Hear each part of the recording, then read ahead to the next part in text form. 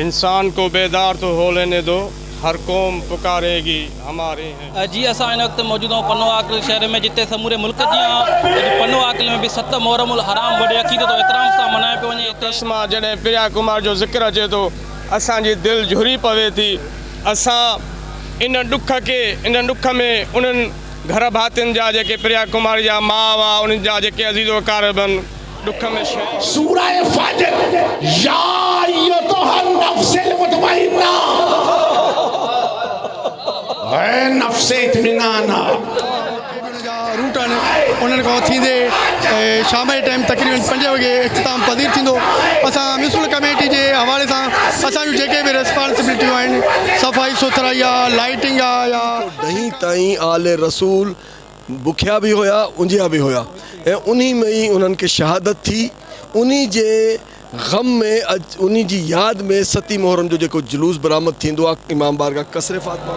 जी असां इन वक़्तु मौजूदु आहियूं पनो आकिल शहर में, जिते समूरे मुल्क जी पनो आकिल में भी 7 मुहर्रम उल हराम वॾे अक़ीदत एतिराम सां मल्हाए पियो वञे। हिते वॾे तादाद में जेको अक़ीदतमंद हिते अज़ादार मौजूदु आहिनि। जेका हिते मजलिस हली रही आहे, हिते मजलिस जारी आहे।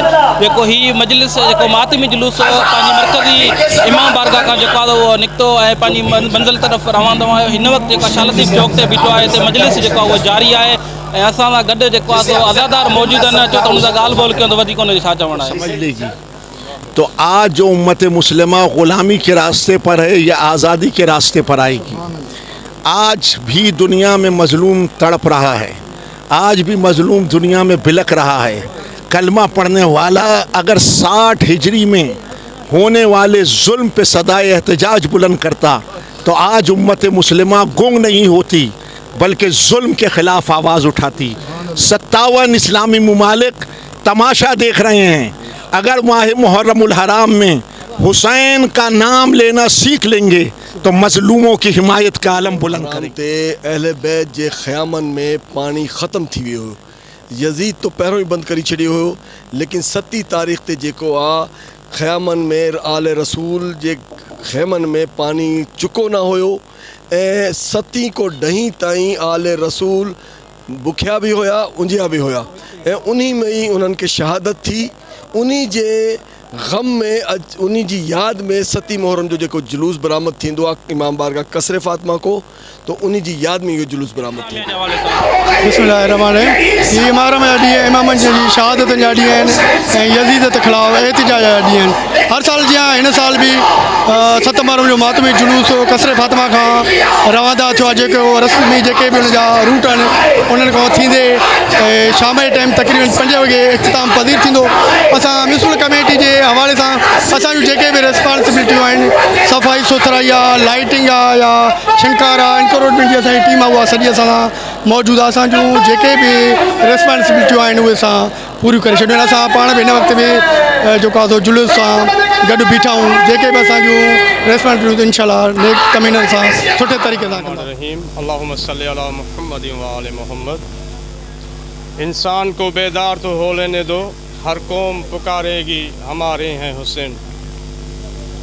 अॼु जो ही ॾियारो 7 मुहर्रम उल हराम जेको मखसूस आहे करबला में मौजूद उहे जानसारान इस्लाम, जानसारान तौहीद इमाम हुसैन अलैहिस्सलाम ऐं उनजा अज़ीम साथी, उनजा अज़ीज़ व अकारब ऐं बिलख़ुसूस शहज़ादा अली क़ासिम जे ॾियारे सां अॼु जो ॾींहुं मनसूब आहे, जंहिं दीन हक़ीक़ी जी हिफ़ाज़त करे इस्लाम जे नाले खे बुलंद करे ऐं दुनिया खे इहो पैगाम ॾिनो त ज़ालिम केतिरो बि ताक़तवर छो न हुजे पर मज़लूम उन खां वधीक ताक़तवर आहे।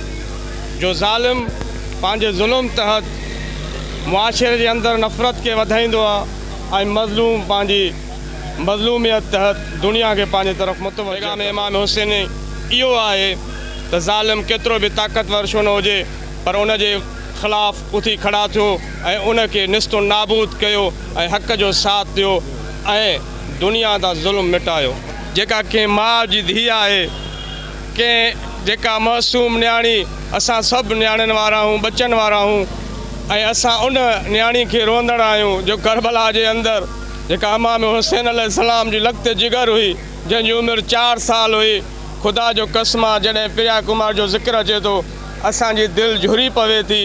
असां इन ॾुख में उन्हनि घर भातियुनि जा जेके प्रिया कुमार जा माउ हुआ, उन्हनि जा जेके अज़ीज़ वकार बि ॾुख में शरीक आहियूं ऐं इन खे ज़ुल्म सम्झूं था। जेके बि ताक़तूं आहिनि असां सम्झूं था हीअ हथरादू थियल आहे ऐं इहो नंढड़ी मौजूदा ज़िंदा आहे। खुदारा उहे जेके इदारा आहे, इंतिज़ामिया आहे, इन खे असां अपील था कयूं त तव्हां बचनि वारा आहियो, त्या नियाणनि वारा आहियो, खुदा खे मञियो, प्रिया कुमारी पंहिंजे वालदेन खे वापसि करे ॾियो। ही बहाना खोड़ सारा सवालात मुआशरे जे अंदरि आम थी चुका आहिनि प्रिया कुमार जे हवाले सां। इन्हनि सभिनी खे कंडेम कयूं था, इन सभिनी खे असां तस्लीम नथा कयूं। बसि हिकिड़ो तव्हांखे अर्ज़ु आहे त प्रिया कुमारी पंहिंजी माउ खे वापसि करियो। इहो वॾो ज़िम्मा। सूरह फज्र, या अय्युहन नफ्सिल मुतमइन्ना, ऐ नफ्से इत्मीनाना,